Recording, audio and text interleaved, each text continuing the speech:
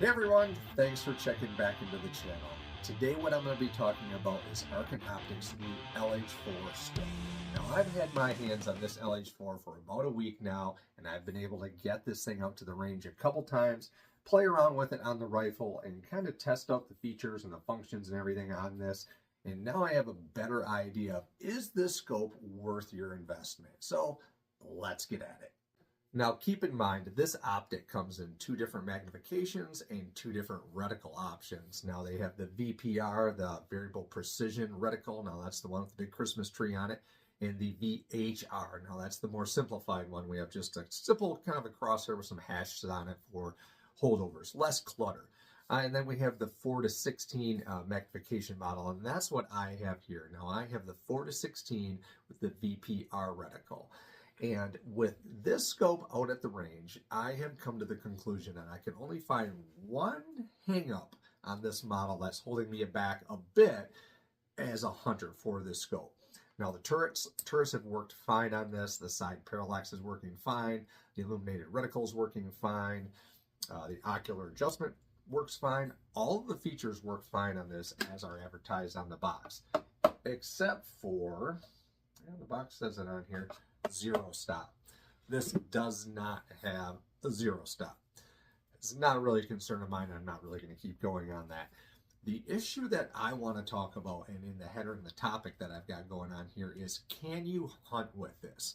Now this optic goes from 4:16 magnification. Now I've got some shoot through footage of this the other day that shows some of the higher magnifications of this with the Tacticam. Now don't get too wrapped up in the clarity of that Tacticam, because again, that's another caveat, some other content of mine. It's not the clearest in the world.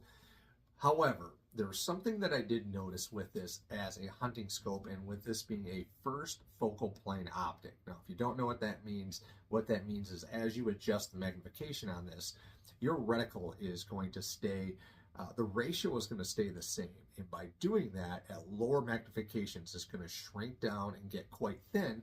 And as you turn it up to the higher magnifications, the reticle gets thicker or easier to see. Now with your second focal plane scopes, the reticle size is going to stay the same regardless of where you're at with the magnification.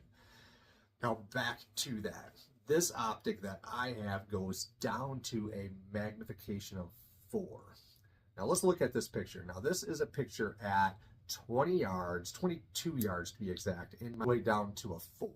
All right, so magnification at 4 at 22 yards, you can see that the reticle on this is very, very thin, quite hard to see with the illumination off.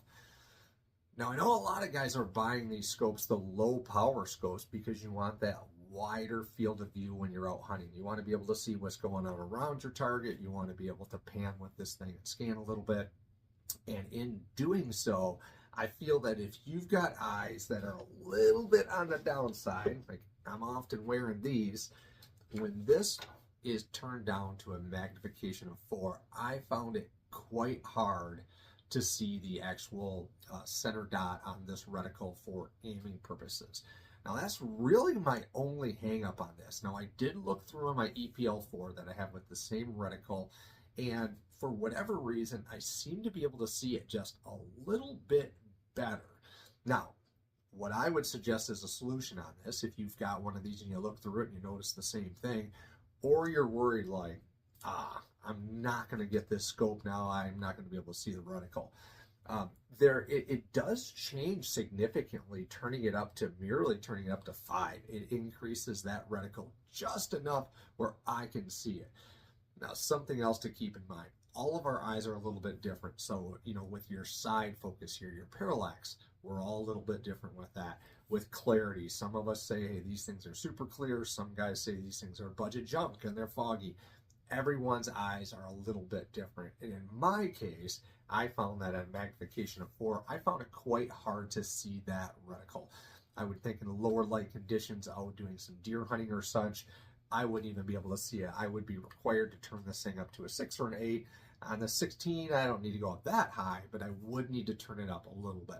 So I'm just putting that out there. Everything else has functioned just right on this optic. I've been able to spend some time behind the turrets and actually zero this in. Everything tracked fine. Everything worked well. I did talk a bit about the turrets on this in my last content as far as how they are different from that on the Sh4 models. And what I meant by that is the Sh4s have a really loud, or the EP5s have a really loud and engaging click between adjustments. Now, I'll see if you guys can hear this. So there you go. You can still hear it, and I'm not really concerned that as a hunting optic, this would have problems with these getting bumped because you've got these cover caps. I want to show you guys. So if I take the cap off, you're going to remove this little thing, pull your cap off, and now you can see the internals. This thing is well made. We've got good brass internals. There's no plastic or anything in there. This is constructed just like your other Arkens. But the turrets are a little bit less engaging than I got right here than these. Listen to this. I know you guys can hear that difference. So anyway, with all that out there, this is kind of my last impression, sort of going through situations and any kind of issues that you may see with this LH4. So far, so good with this. It has zeroed up well. It has tracked well. It has focused well. Everything is good. That sunshade fits on there really good. So, hey, if you're looking at getting one of these, as long as you are not concerned about seeing that reticle, and you need to be with a single focus or single focal plane optic, this should be right up your alley. If you do like first focal plane because you do holdovers with your reticle, you're simply going to need to maybe turn this up a little bit, or you can just crank in your solutions with the turrets if you want to. So, hey, thanks for checking back in. The next content I'm going to have with this and some of the other new optics that Arken is coming out with, those night scopes, the Zuluses, are going to all be at the range. So, thanks for checking back in and keep on shooting.